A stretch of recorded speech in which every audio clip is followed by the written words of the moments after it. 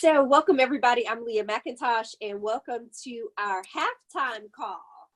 And every month, as the Warrior Chick Mastermind, we come together on the third Thursday of the month. And what we do on the halftime call is we stop and evaluate what we've learned so far in the month and where we're going. And I do live coaching with those who are able to make the call, and those who are watching the replay will also get the benefit of the coaching. So let's begin by grounding ourselves in what this mastermind is all about. So I'm going to share my screen and share a couple of slides. And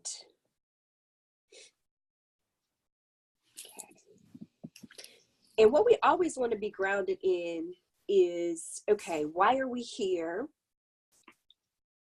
And as you see in this Warrior Chick Mastermind halftime call, this is a picture of our retreat from last summer. Let's begin with our motto, and just give me a thumbs up if you can see that on your screen. And wherever you are, I'm going to invite you to go ahead and speak this motto with me so that we all can be on the same page. So here we go. In this room is the power to change the world. In me is the power to change the world. If I'm going to change the world, I need a world of change in me. Change comes naturally, but it can also come intentionally.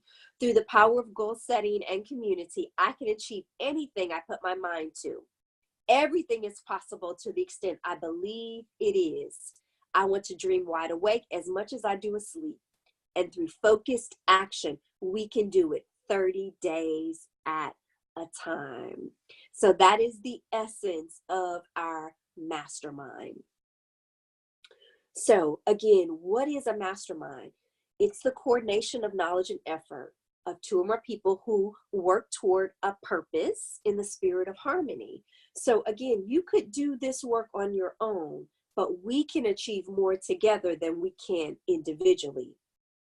Another way of thinking about that is that a mastermind is two or more people who come together in harmony for the purpose of mutual support and encouragement, and to believe for each other the things which each alone may find difficult to conceive or believe for him or herself. And that's why we come together as a mastermind, in conferences, in small groups. That is why we come together. Some people believe, oh, I can just stay home, but there is power when we come together, whether it's online or in person. So this particular mastermind, remember, the purpose that I've set up and what I invited each of you to is to create more ease and grace in the lives of leaders as you pursue your life's work. That is the purpose of this. Our vision is that you can achieve the success that you desire without stress, struggle, suffering, or solitude, because you have a team that provides community, coaching, and accountability. Our particular mission is to help each of you build a business with the income and impact that you desire. You are world changers and history makers, and we are in this together.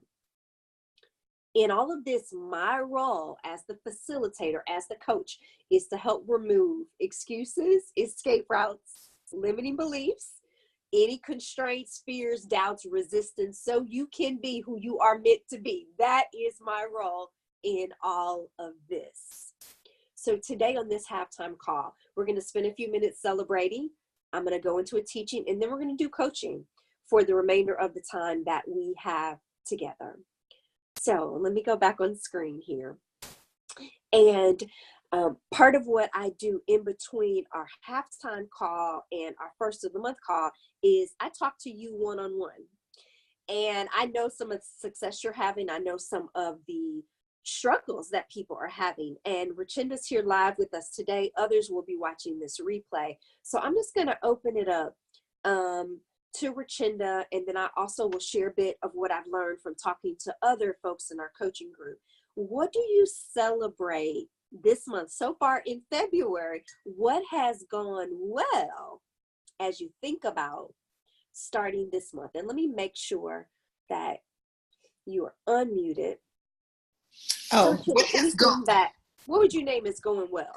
What is going well for me is I celebrate releasing things off my plate, because last year in October, I was really getting clarity on what it is that I was going to be doing. And some things, which was that one coaching piece that I finally removed off my plate.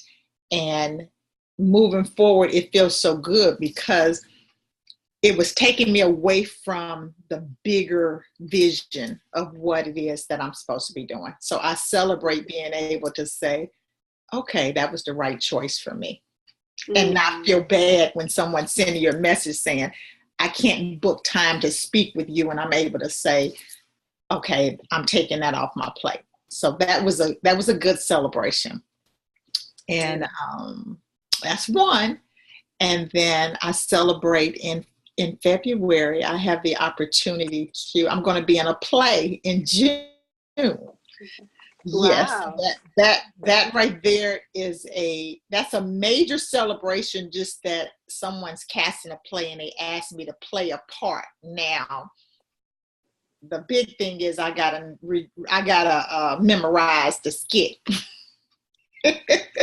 You can do it. Yeah, that's everybody like, you can do it, because it's actually the character of a kept woman of God. So that's, naturally, but for someone to give you a script, it's like, okay, I'm supposed to read this. So anyway, I celebrate new ventures and new collaborations. Amen. And the first celebration around being able to take some things off of your plate, I want to celebrate that with you, because as I've been talking to other women, people in our mastermind, one of the things that we're often plagued with is just this incessant busyness, that we are doing so much. And I think part of that is just our nature. We get things done, and people that get things done often get asked to do more. And we see opportunities and we want to seize those opportunities. And yet, Richenda, the choice that you've made is to focus in certain areas and not in others. Right. So what helped you make that choice and take coaching off of the table as a primary part of your business? I would say you and I was having a conversation a few months back, and it was just getting really clear on what my purpose was, what that niche was. And every time I would go back to it, it wasn't about that one-on-one coaching with individually, because I love talking to people, period. So for me to be on a call with someone and, I'm looking at the time and say, okay, you got 30 minutes. That's really, really hard for me. That's hard for me to just cut it off. And so I know that I get really involved in it. And really, it's a good thing, but it shouldn't be on my plate as far as a business, as far as making money, because I do have a problem with saying, okay, I'm going to charge you for something that I just want to sit and talk to you. So the clarity on that was good, because it was pulling me away from what I really love doing, which is the conferences and the retreats and building those communities to bring the women together. And I know that by talking to someone one-on-one, it was really taking me away from what I really love doing. So I had to get clear on that. Clarity. Yeah. Wonderful.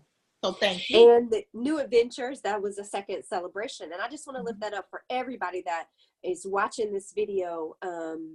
We are going to be invited to take new adventures, and we cannot be afraid to put ourselves out there. And when we know we have a community of people supporting us, we can achieve anything. Yeah. So, Richenda, anything you need, practicing that script, doing role plays, we are here for you. I am here for you, and can't wait to come see the play. Yeah, so I'm excited. And I'm really excited for collaboration because I know that in order for us to move forward, we have to collaborate with other people.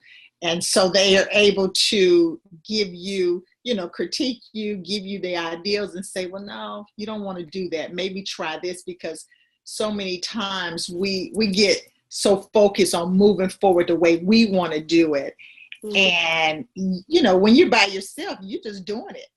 And when you collaborate with other people, they're looking like, okay, Richenda, you're doing too much. You're doing this, you're doing this, you're doing this, but this is your main focus. So I'm learning now, to stay in my lane.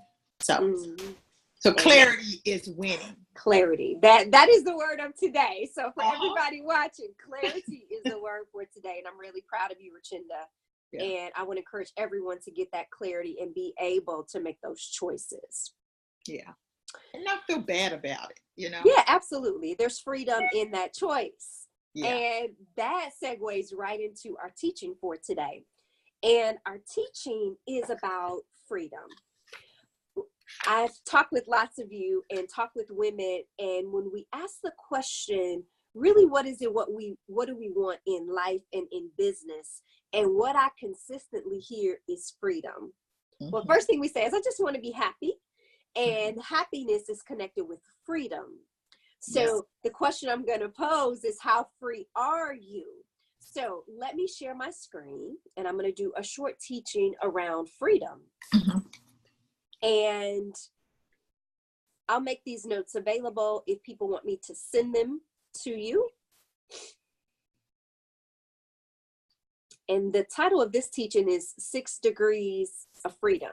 6 Degrees of Freedom.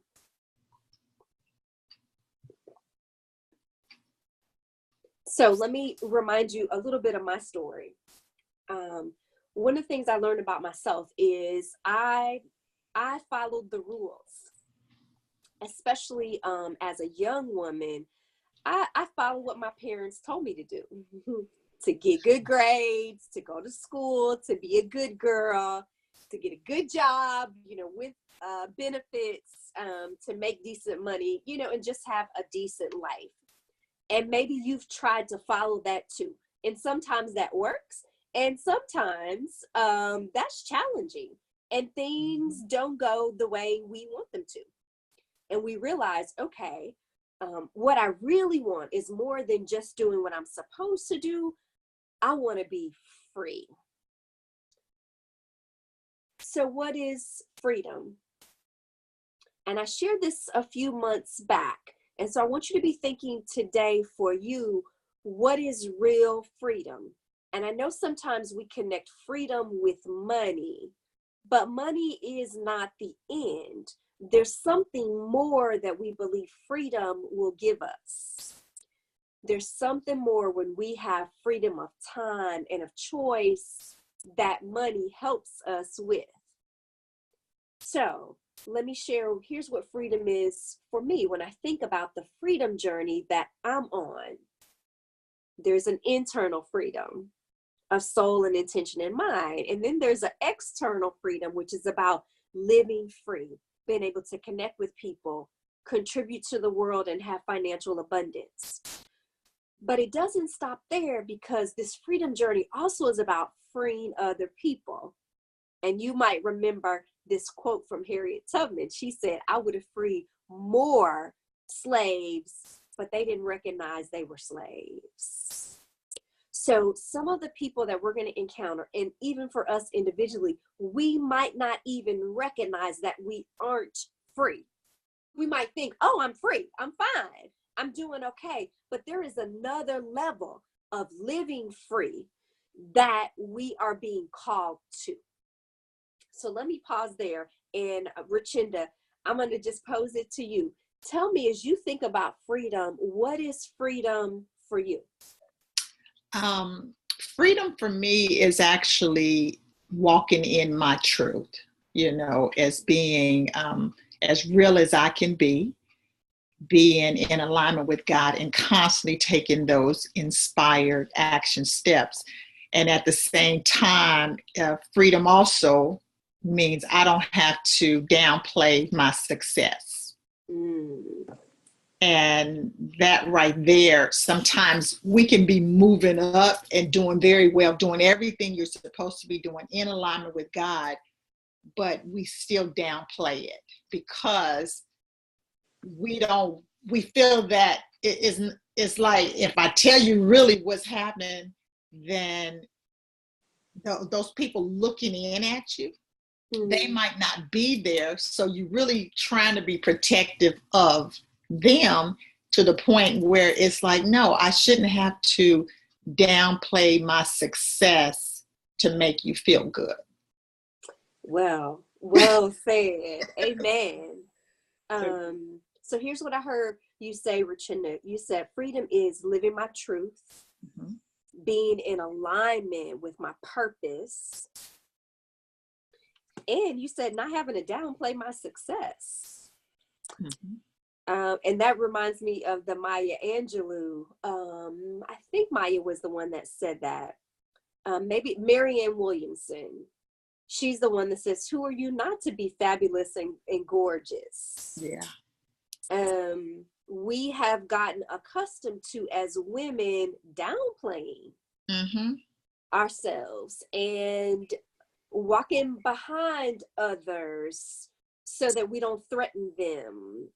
And what you said is real freedom is not having to downplay any of that. Oh yeah, I was having a conversation with a girlfriend in San Antonio a few months ago, and so she was reading over, basically it was my bio, something that I had written up, and she says, Richenda, you haven't even put half of the stuff that you've done. And I said, well, that stuff is not important. And she says, well, why wouldn't it be important about, the foundation you started, the golf tournament, and you raised them? And she's naming all these things where, to me, it's like, well, it's like, I just was doing it. She says, no. She said, you downplay yourself. You don't share because you assume that people already know. And she says, but everybody you encounter, they don't know who you are. Mm-hmm. And Absolutely. so I said, okay. I said, all right. She said, so I need you to stop downplaying and assume that people don't want to hear what it is that you've been doing. And, that credibility piece. She said, because if that credibility piece is missing, then, some folks are like, well, who is she? Where did she come from? So yeah. Well, and for all of us, so all those who are watching the replay, we are called to be free. So the question for you is, what is freedom for you? Mm-hmm. And where have you been downplaying yourself? That it's now time to shine. It's time to be seen. It's time to walk in purpose and do that boldly without apologizing. So let me pose this to you. 6 degrees of freedom. And these are ways to know how free you are. So at the end of these 6, I'm going to ask you to rate yourself on how free are you really. So this is particular in the context of the work you do as an employee. So maybe the job you're working on, or the organization, or whatever the work is you're doing. So the first degree of freedom is what you work on. If you're really free, you get the opportunity to align what you work on to your purpose. So Richenda talked about leading conferences and retreats. The key is that those are connected to the purpose of Richenda's life and calling. So my first question for all of us is what you're working on connected to your purpose? That's a way to know if you're really free. Let me give you the second one. So I want you to take these in, and then we're going to reflect on them. Here's the second degree of freedom. Who you work with. So now if you think about this in a context of a job, you get an assignment at work. You don't get to choose what you work on often. You might not get to choose who you work with. So Freedom is having that choice. And this is one of the reasons we have an innate calling towards entrepreneurship. And what I often hear women say, do my own thing.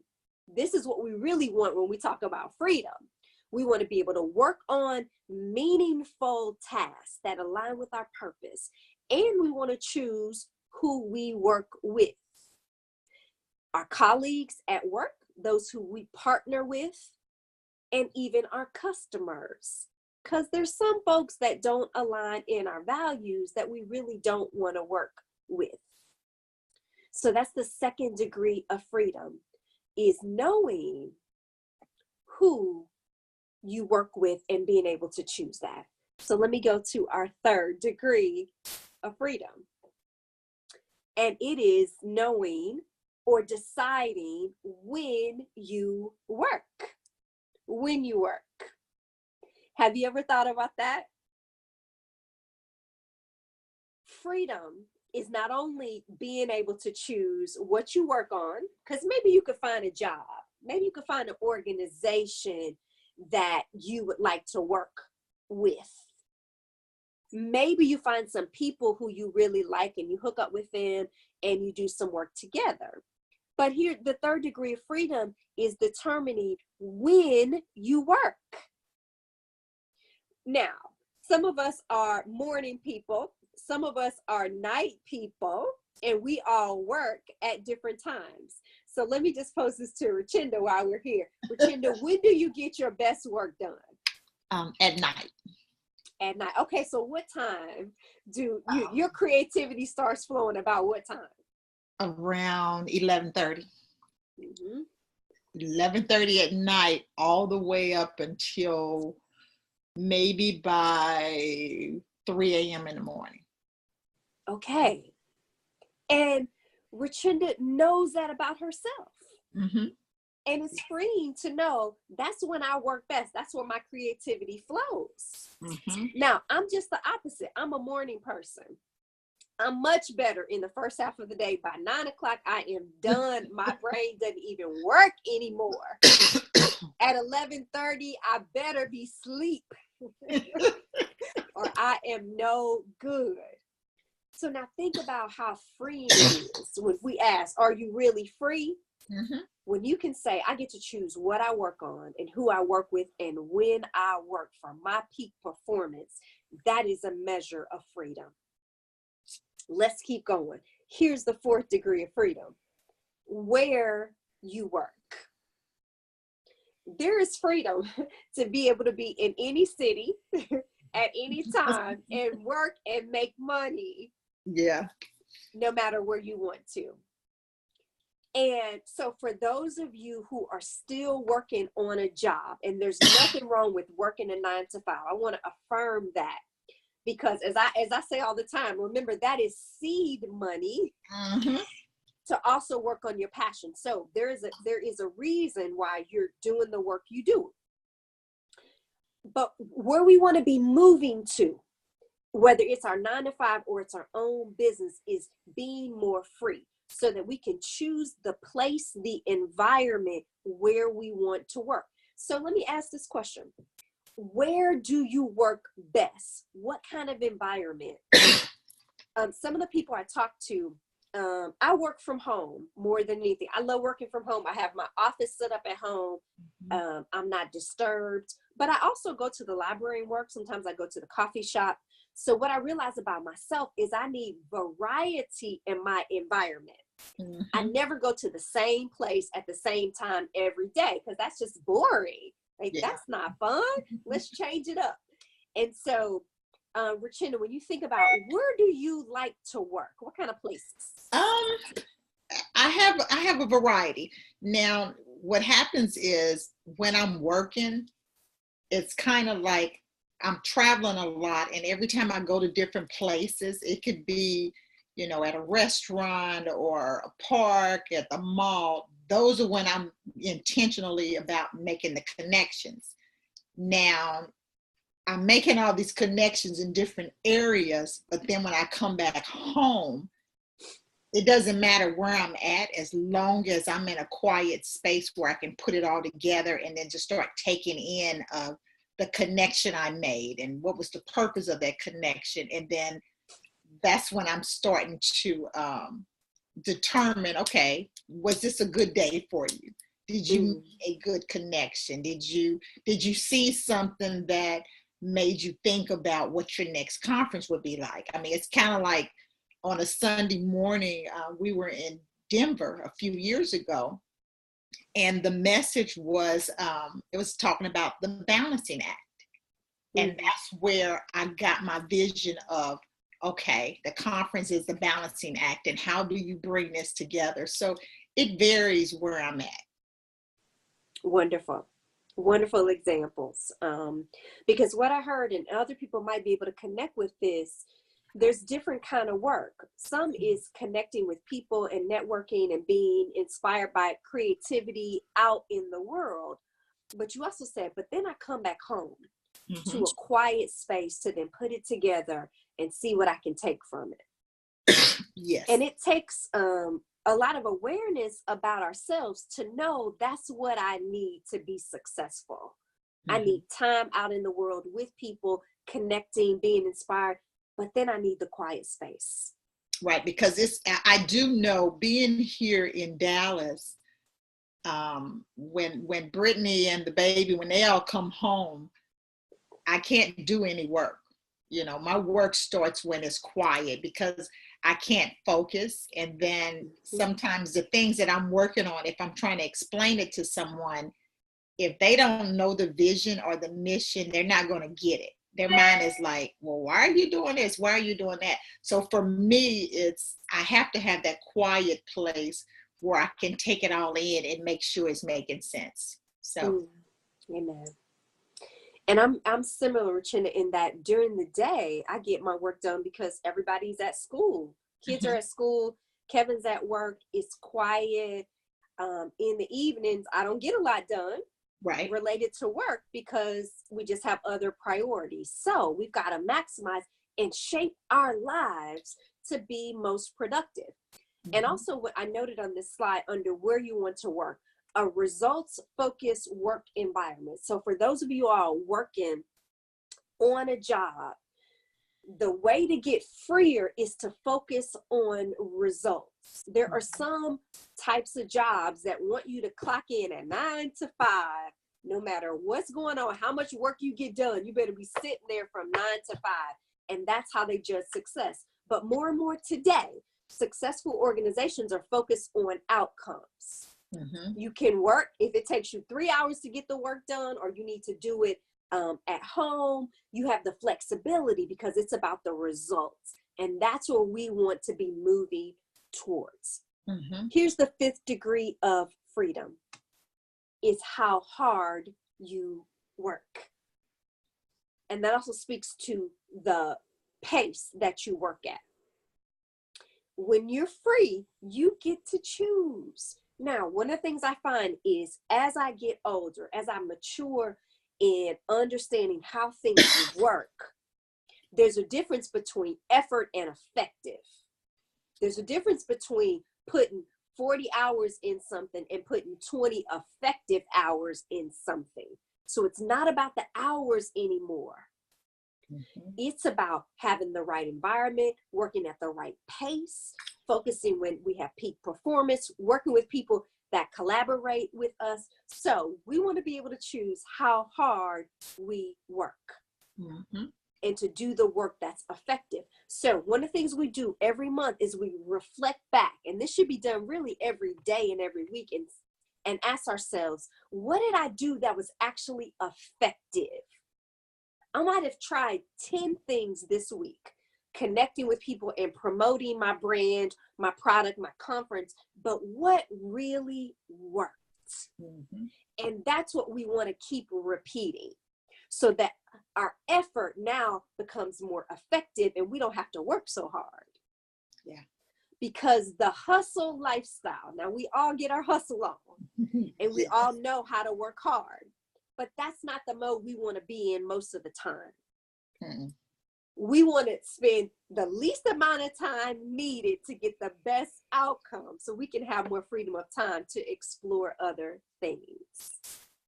So let me give you the 6th degree of freedom. Number 6 is how much you work. We want to be able to choose what, who, when, where, how hard, and finally, how much we work. Parkinson's law, you've heard this before, work expands to fill the time. So let me give you an example. Imagine you have a deadline and you know by 6 o'clock tonight, you have got to have that proposal in. Right now it's 12:30 according to my clock here, and that proposal would be done if it had to by 6. Mm-hmm. But if we know it's not due for 6 weeks, well, we'll wait. We'll take the whole 6 weeks when that proposal could have been done tonight at 6 o'clock. So we want to be able to choose how much we work and what's the right pace. And having deadlines is important. And that's why our goal setting and making our goals time bound is so powerful. Because what we don't want to do is to spend 6 weeks just dreaming about it and thinking about it and not do anything about it. We want to focus short term, take action, because when an object is in motion, it keeps going. We talked a lot in our coaching about the domino effect. When we can knock down that first domino, that might be an email or text message, or just making a decision, we can get going towards our goals. So those are the 6 degrees of freedom. So now I'm going to ask you to rate yourself, okay? How free are you? So on a scale from 0 to 6. So 0 is, if I look at number 1, am I free to choose what I work on? I would say for me, I'm probably at a 4 when I get to choose what I work on, because I still work for an organization and I get to do my own thing. So I'm going to rate that a 4 for me. Do you get to choose who you work with? So rate that from 0 to 6. If you have complete control, then that is a 6. When you work, again, I'm probably at a 4 on this because I have some responsibilities, some things that are outside of my control on when I work, because other people are counting on me. Where I work, for me, I'm going to rate that a 6 because I get to work from home, and most days I get to choose my environment. How hard you work, 0 to 6. Do you get to choose? How much you work, 0 to 6. One of the things I learned about myself in taking this assessment is there's an expectation in the organization I work for that you're working, pretty much 9 to 5, 6, and some weekends, whether your work is done or not. Mm-hmm. Well, that's interesting, that we're just going to be working even if the work is already done. So there's some areas that I realize I'm not quite as free as I'd like to be with my time and even how much I work. So, Richinda, as you look at this list, the highest score is a 36. 6 times 6 is a 36. So what would you give yourself for being free? For being free, I gave 6s on 1, 2, 3, 4. When I got down to 5, I gave it a 4. And when I got to 6, I gave it a 4 because of, and it's interesting because I'm really not all free yet, because how hard and how much I work now is still at a place that I can't really say I'm at a 6 yet, because I'm still trying to get the income, the revenue coming in consistently. So therefore, how hard and how much is based on the things that I'm steadily doing. Does that make sense? Absolutely. Right. And so, it's kind of like I'm here and I'm free in all other areas. And then you get to those last two, and it's like, no, you just can't just shut down at this level, because for the month you have not hit your goal of revenue. So therefore that means my time is still being dictated on, okay, you gotta sell more books, or you gotta get more areas where you're going to do book signings, or whatever the case may be. So those two areas are areas that I am still working on. Thank you, Rashinda, for sharing that. And that is really important, because we are all working towards freedom. And passive income is the only way we get off of the treadmill of trading hours for dollars. And that's what you just reminded us of. We all right now have to keep working to produce revenue in our businesses, in our life. But what we're working towards is having passive income, whether it be having a business that runs without your direct effort.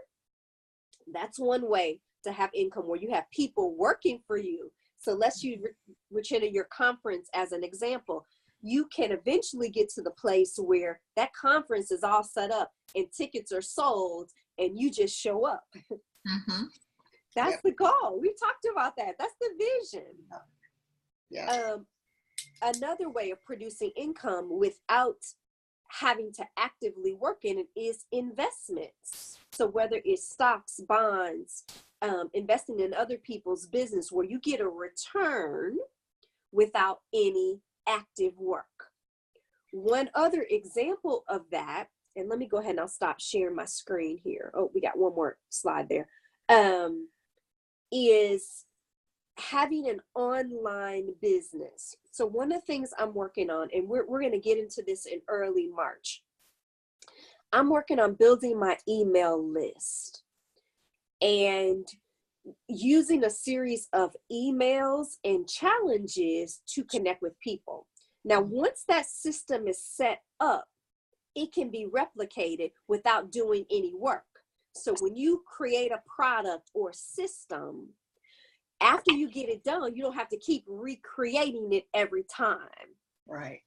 So that's a way to say, let me get my system set up front. It takes a lot of work to do that, but then I can just replicate it.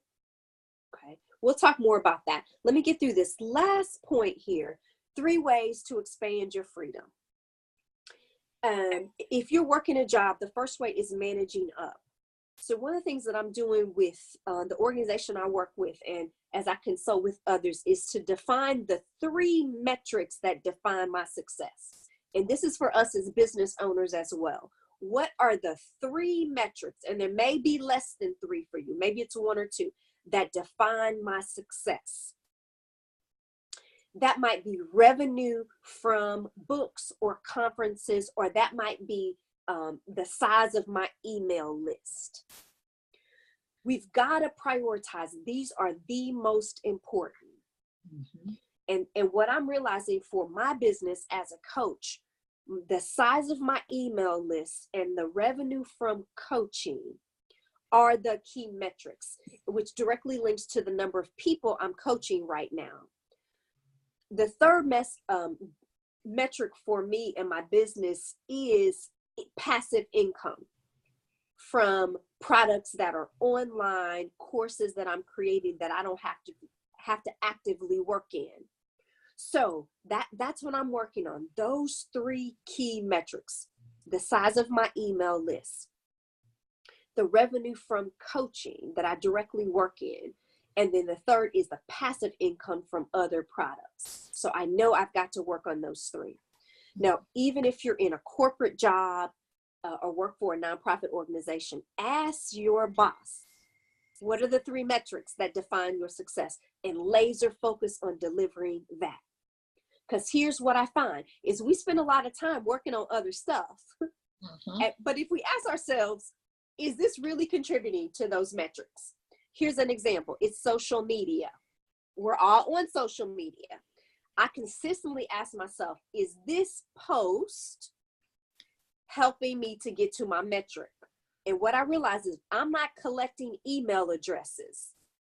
Somehow from that post, it's really not contributing much besides a social aspect. And it's okay just to have some social posts, but it is not leading to the metrics that I'm measuring myself on. Right. Okay. So that's one way. Second way to expand our freedom is to train people how to treat you. Now, I say this because we're all building a team. So you should train people on how to work in your business. But we also have to model how people treat us. And here's an example. When do you answer emails? Okay. Whatever we do, we send a signal to people that that works for us. So if for Richenda, it works for Richenda to answer email at 2 a.m. And it's okay, but that works for Richenda. I don't want people emailing me at 2 a.m. because that didn't work for me. Or when you answer your cell phone. So I've got my cell phone right here. I don't have to answer every time someone calls. I can call them back. Right. So train people on how to treat you and how your life flows best. Finally, know your unique brand. And this gets back to Richenda, what you said about focus. Intentionally focus in the areas that bring you joy, that maximize your strengths. Curate your brand, because that's when you'll attract what you really love. Some of us are attracting into our life things that we don't want.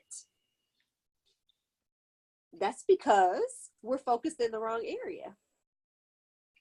So, what we focus on, we cultivate, we bring about in our life. And get really clear. There are a lot of coaches, consultants, conference leaders out there. There are lots of authors and lots of books out there. But once we know our unique value, we can focus in on that. And there are people that are going to be blessed by what you have to offer. Okay? So now, that's our teaching for today on 6 Degrees of Freedom. And I hope that helps you define what you really want in your life and what you're working towards. Instead of just the generic, I want to be free. You can get really clear on what you mean by that. Yeah. So now we're going to take the last few minutes. Richenda, did you have a comment? No, it's so clear. I mean, you know what, that the degrees, the 6 degrees of freedom, that's good, because I never really rated those last how hard and how much you work. I never even looked at it like that, and I know that's the area that I'm working on, because that's the area that I am I know that in order for me to continue doing what I'm doing, I have to have the consistency of the passive income coming in constantly, these different streams of income, and they have to be consistent. So I really, really love that, because I'm always speaking and talking about walking in freedom, walking in greatness, and what does that look like? So I love that. Wonderful. And as I say to everybody that's a part of our group, take whatever content is shared that we talk about, take it and use it, share it, because that's how we free each other up. We all have influence and people that we're talking to. So speak about it, write about it, post about it to help other people get free. Because what I'm sharing, I've also learned from other people.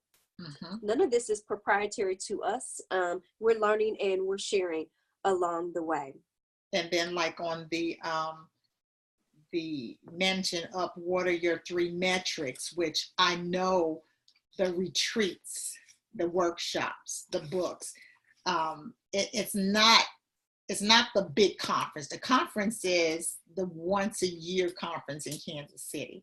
And the key thing is the focus on that is when the women come to the conference, to make sure they're connected to what's my next offer, which is the retreats, which is the books, and the different presenters that will be there to connect them with the coaching. So I know that that the retreats and the workshops, that is a major focus. So it's really more of smaller groups.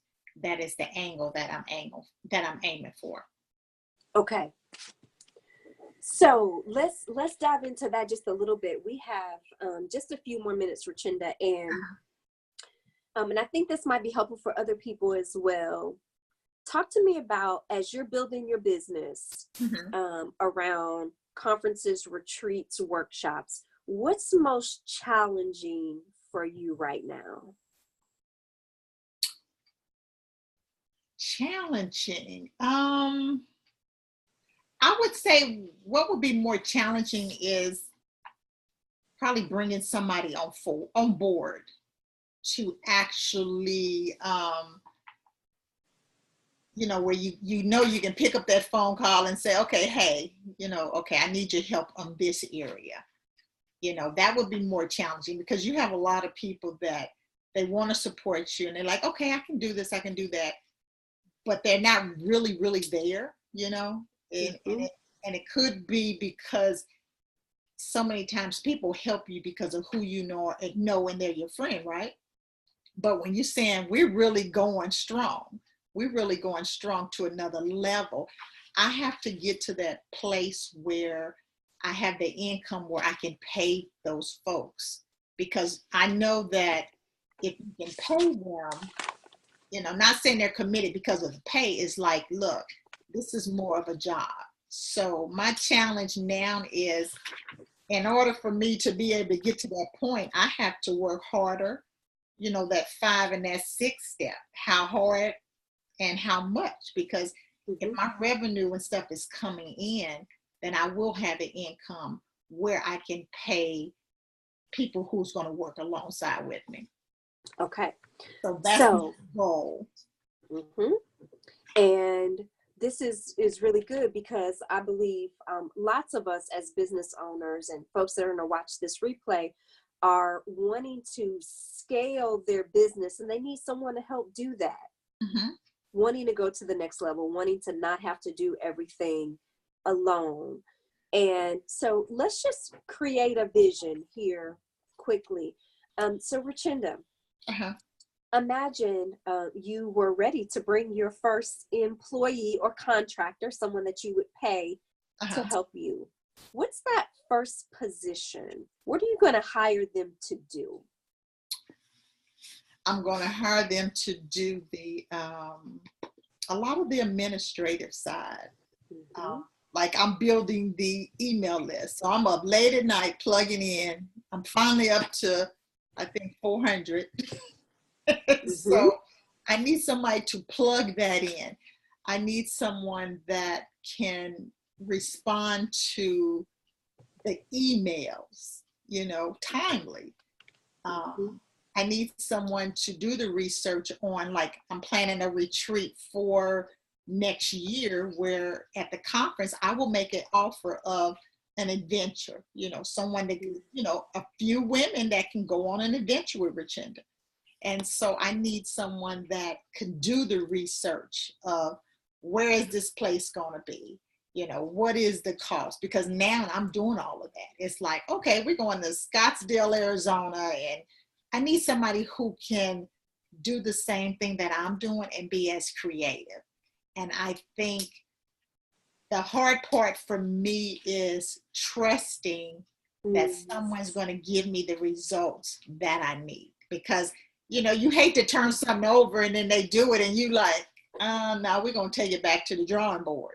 So I got to figure it out, where even if I had not an intern, or you have somebody who's working beside you, therefore, they're training it up.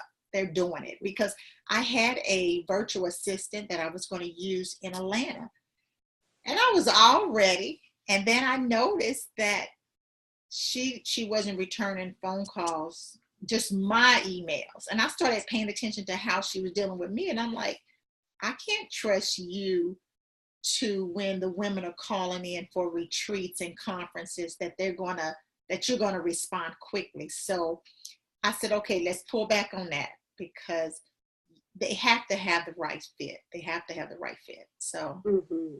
I don't know. I just Okay. got to trust. And I know everybody's not like me. So I got to get to that place where I can feel confident that this person, you got it, you're going to handle it, and nothing else is going to mess up. So Sure. I'm And working I on think this is common. I think, you said this is what you're going through. I think it's very common that as women, as leaders, as business owners, we have a hard time letting go it. Hmm. and really trusting that, well, here's what you said, that it's going to be done the way you want it to be done. So part of what this also reminds me of is our systems. One of the ways that we ensure that we get the outcome we want is to develop a system of expectations. Okay. So let's just, again, we're painting a little vision here. So imagine you have a retreat, Richenda, Mm-hmm. and you had an assistant that's going to do the research. Tell me, if they are online and they're looking for places and you want them to bring you back 4 or 5 options for retreat spaces, Uh-huh. what's the criteria that would be important so they bring you back something that's good? So tell me about the kind of place you're looking for. I need a place that is welcoming. I need a place that is warm. I need a place where women are disconnected from all the busyness of everything else. Um, Definitely have to have a place that's going to have good food. Mm-hmm. A place where it's memorable, but at the same time, it's a place where we can sit there and see, where God is, whereas God is dwelling in this place and it's not all busy. It's just kind of like you're setting the atmosphere for them. Mm-hmm. And it's not 300 women, it's just like 25 women. So if it's 25 women, then we wanted to go all out, but it's not going to break them, where they can say, hey, you know what, I went on this adventure with Richenda and her crew, and it was 25 of us, and we got this, and we got this experience, and we got this adventure, and we are free, and now we're going to come back to Kansas City or wherever we're going to go, and we're going to introduce it to our friends, and then keep introducing them, and then they're going to come to the conference, and then we're going to have another adventure, so it can just keep going on and on and on. But I don't want you to just bring me, okay, we're going to go to the hotel for a weekend. No, Right. It's bigger than that. So listen to what you just said. This gets me excited because you just defined, imagine I was your assistant and you were pouring that out to me. I felt, not just heard the words, but I could feel what you want the women to experience. You said it's welcoming and it's warm and they're able to disconnect and there's good food and it's memorable and it's an atmosphere where God is dwelling in the midst of us. That's the atmosphere.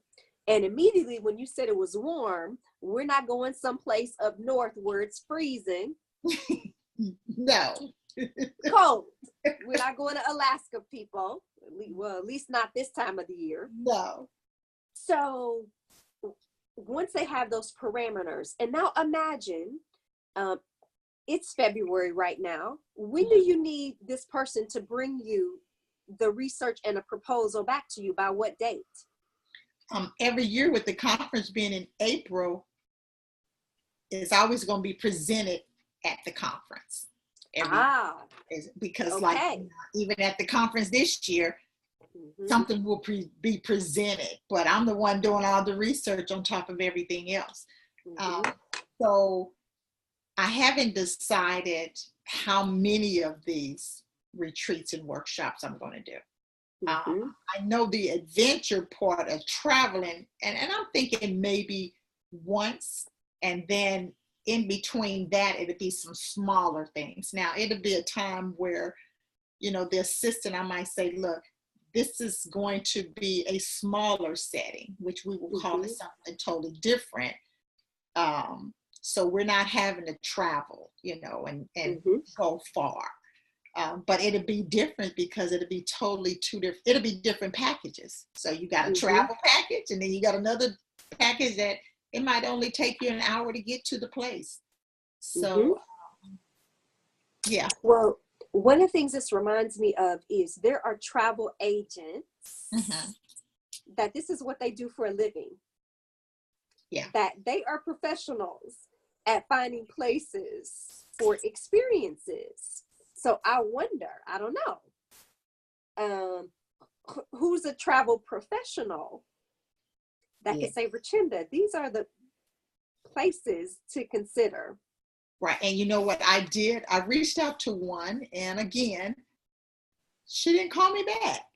And for me, I'm like, I need you to call me back, and so I probably got to get past that, because a lot of people don't return phone calls. They don't return them like I think they should.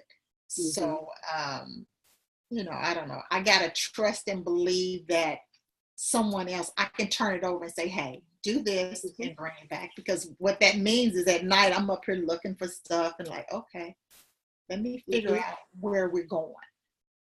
Well, and our timelines are really important too.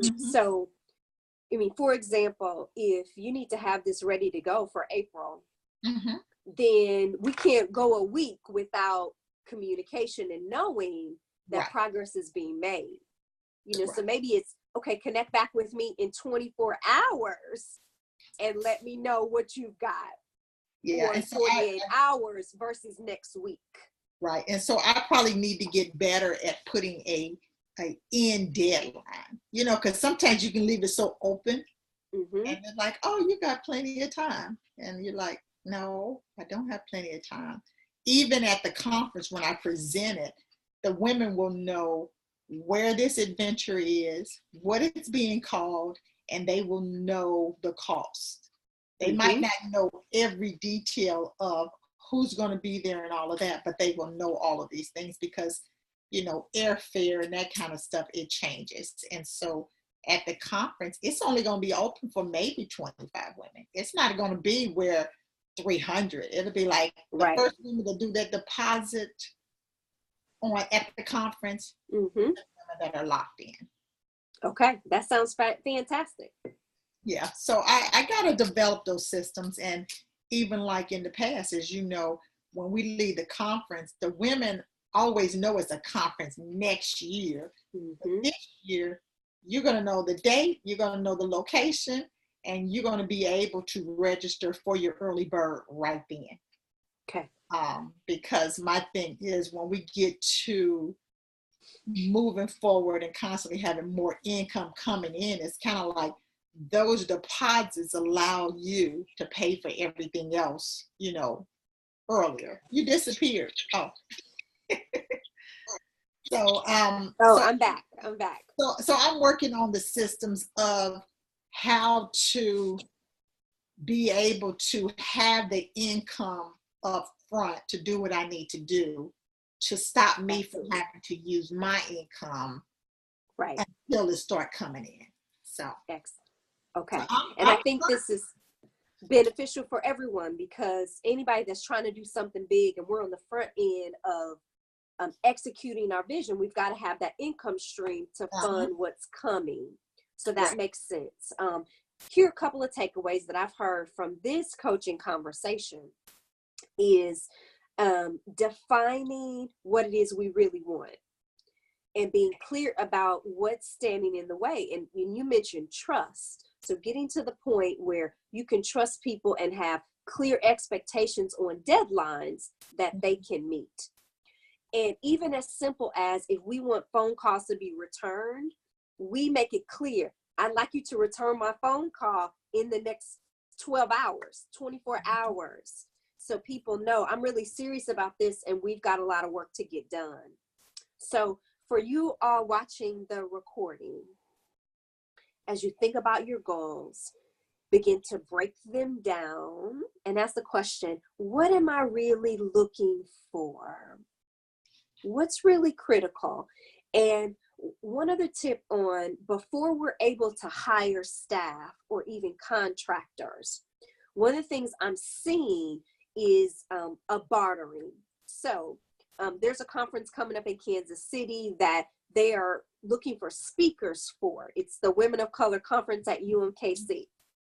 And you might have heard this. And so Nicole, one of our mastermind members, sent that to me. So as a speaker at this conference, if you're selected, you don't get an honorarium, but your registration is paid for. Yeah. So again, they're not paying their speakers, but we get the benefit of being able to experience the conference. Right. So there are ways for us to give value to those people that are helping us without having to pay cash for them to be a part of the group. So that just reminded me that we just need to be creative. Yeah. In the value. Value goes beyond the money. If they're getting value, if they can come and experience the retreat without having to pay that $4.99 fee or whatever that is, sure, they'd love to help you because they get to be a part of it. So we can get creative in how we bring on our team and cultivate it early in our business journey. And so going back to, the term bartering, I've done that before, but the question is, what is the right verbiage when it comes down to bartering, so you don't offend someone, Great question. And I think we have to just test it out. One of the words that you've used is partnership. A collaboration. Those are words I've heard be used. I think what's most important is we got to be specific about what each person is getting. Right. Okay. I'd love for you to help me with planning this event, and what you'll get in return is XYZ. Okay. If we agree to that, then, we've got a partnership here. Right. Okay. So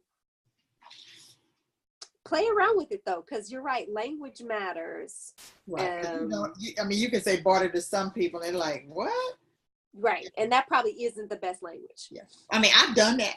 I've bartered with it being a vendor as far as product, like, okay, you want this and I want that. Let's just switch it out and then we'll make the price difference. There you go. So I'm still working on the verbiage when I do connect with people, because your close friends, we can have the conversation, but someone that's coming in, is like, okay, without offending them, so, and I'm working on that. Yeah, that's great. And that's part of what this is all about, is experiment, try it out, and let's figure out what works and share it with each other. Oh, yeah. Okay. But what I see is, even when I got the email about that conference, it was very clear. Here's what we're offering, and this is what you get. Yeah, I saw it. I saw it, and I have not submitted it because I said, okay, let me read through the whole thing. So yeah. Well, and Nicole will probably be watching this replay. What Nicole also reminded me of is you can be a vendor in addition to a speaker. So I know I'm going to apply to be a speaker, but I'm also going to be a vendor, so then I can share my book at the conference. So that's something to think about, either one or both. Right. So we're called to communicate, to speak, and to write, and to share. And it would be amazing for all of us to be able to be at that conference and do some of this together. Yep. We're on this journey. We're on this journey together. So for all of our mastermind group members, this has been our halftime call, where we stop in the middle of the month and evaluate where we are. We have talked about 6 degrees of freedom today. We've talked about how to build trust and set expectations and continue to grow our businesses and connect with people. Our next coaching call will be the 1st of March. That'll be our March the 1st. I believe that's on Thursday, March 1st. We'll be together at 12 noon. I'll be teaching. I'm going to come back to the teaching on building our email list. So that's one of the topics I'll dive into. And hopefully I'll be able to share about this experiment that I'm working on, a Facebook challenge that I'm setting up. So we'll see. I'm doing an experiment and we'll see what happens. So with that, make sure to schedule your one-to-one coaching calls for February if you haven't done that yet. And also in the app, if you need to update your goals, if you need to report on your progress, make sure to update the app, because I'll be coaching there tomorrow, which is Friday. Okay. Have an amazing rest of the day. Thank so good you. to be with you, and travel safely home, Richenda, on Saturday. All right. See you later. Take care. Bye, everybody.